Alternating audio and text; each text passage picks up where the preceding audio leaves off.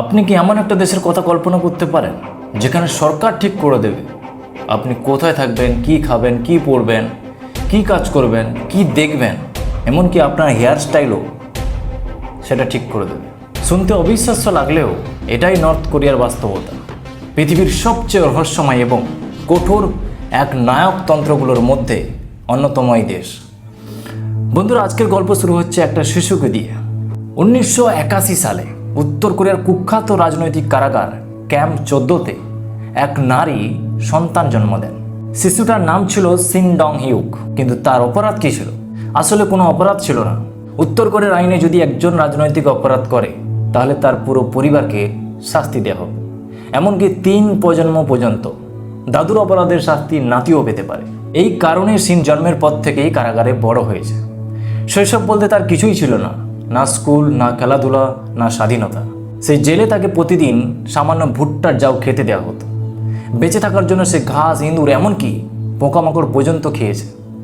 কারাগারের নিয়ম ছিল খুব সিম্পল। পালানোর চেষ্টা করলে গুলি করে হত্যা করা হবে।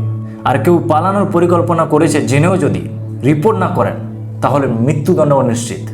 একদিন 13 বছর বয়সে সিন শুনতে পেল তার মা এবং ভাই পালানোর পরিকল্পনা করছে।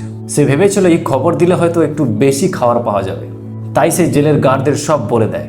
কয়েক মাস পরে তার চোখের সামনেই তার মাকে ফাঁসি দেওয়া হয় এবং ভাইকে গুলি করে হত্যা করা হয়। এরপর সিন নিজেও মাসের পর মাস নির্মম নির্যাতনের শিকার হয়। অবশেষে 2005 সালে 23 বছর বয়সে অলৌকিকভাবে কারাগার থেকে পালাতে সক্ষম হয়। চীন হয়ে দক্ষিণ কোরিয়া পৌঁছে সে বিশ্বের সামনে তুলে ধরে উত্তর কোরিয়ার ভয়াবহ সত্য। আর তখন পুরো পৃথিবী জানতে পারে এই দেশের ভেতরে আসলে কি ঘটছে। উত্তর কোরিয়ার জনসংখ্যা প্রায় 2.5 কোটি। রাতের বেলা স্যাটেলাইট থেকে দেখলে আশ্চর্য এক দৃশ্য দেখা যায়। চারদিকে চীন ও দক্ষিণ কোরিয়ায় আলোয় ঝলমল করছে, কিন্তু মাঝখানে উত্তর কোরিয়া যেন অন্ধকারের একটা বিশাল দ্বীপ। বিদ্যুতের অভাব এতটাই বেশি যে অনেক মানুষ সন্ধ্যার পরেই ঘুমিয়ে পড়ত। সাল 1990-এর দশকে দেশটিতে ভয়াবহ দুর্ভিক্ষ দেখা যায়। লক্ষ লক্ষ মানুষ অনাহারে না খেতে পেয়ে মারা যায়। মানুষ বাঁচার জন্য ব্যাঙ, ইঁদুর, গাছের ছাল পর্যন্ত খেতে বাধ্য হয়েছিল। আর আজ উত্তর কোরিয়ার শাসক হলেন কিম জং উন, supreme leader of north Korea. তার পরিবারে 3 প্রজন্ম ধরে দেশটি শাসন করেছে। এখন নির্বাচন হয় ঠিকই, কিন্তু নির্বাচনে মাত্র একজন প্রার্থী, আর তার বিরোধিতা করা মানে রাষ্ট্রদ্রোহী হিসাবে চিহ্নিত হওয়া। দেশটিতে মানুষের পোশাক, চুলের স্টাইল, এমনকি মেকআপও পর্যন্ত নিয়ন্ত্রণ করা হয়।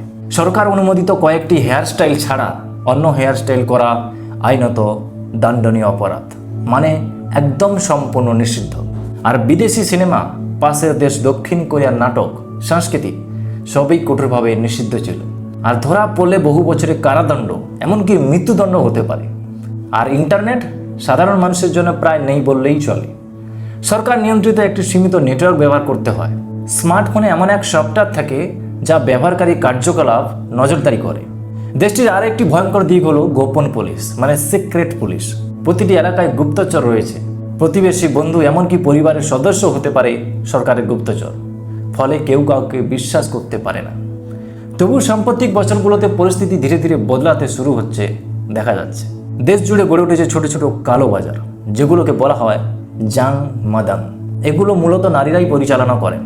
এই বাজারগুলোতে বিদেশি সিনেমা, পাশের দেশ দক্ষিণ কোরিয়ার নাটক এবং বাইরের খবর গোপনে ছড়ানো হচ্ছে। অনেক উত্তর কোরিয়ার মানুষ প্রথমবার জানতে পেরেছেন যে বাইরের পৃথিবী আসলে তাদের শেখানো গল্পের থেকেও অনেকটা আলাদা। এইভাবে ধীরে ধীরে জন্ম নিচ্ছে নতুন চিন্তা, নতুন প্রশ্ন আর স্বাধীনতার স্বপ্ন। ইতিহাস আমাদের শেখায় যত বড় নায়ক হোক না কেন চিরকাল টিকে থাকে না। ভয়, নিয়ন্ত্রণ এবং প্রচারণার উপর দাঁড় করানো শাসন ব্যবস্থা একদিন না একদিন ভেঙে পড়ে। আর উত্তর কোরিয়ার মানুষ হয়তো একদিন পাবে সেই স্বাধীনতা, যার জন্য তারা প্রজন্মের পর প্রজন্ম অপেক্ষা করে আসছে। আর আমরা নিজেদের দেশকে গর্ব করে বলি আমাদের দেশ স্বাধীন। ভিডিও শেয়ার করুন আপনার বন্ধুদের, যাতে নর্থ কোরিয়ার সম্বন্ধে জানতে পারে। আর এইরকম রহস্যময় জানতে লাইক অ্যান্ড সাবস্ক্রাইব করতে ভুলবেন না। ভালো থাকুন, সুস্থ থাকুন। দেখা হচ্ছে পরের ভিডিওতে আরও ইন্টারেস্টিং কিছু নিয়ে।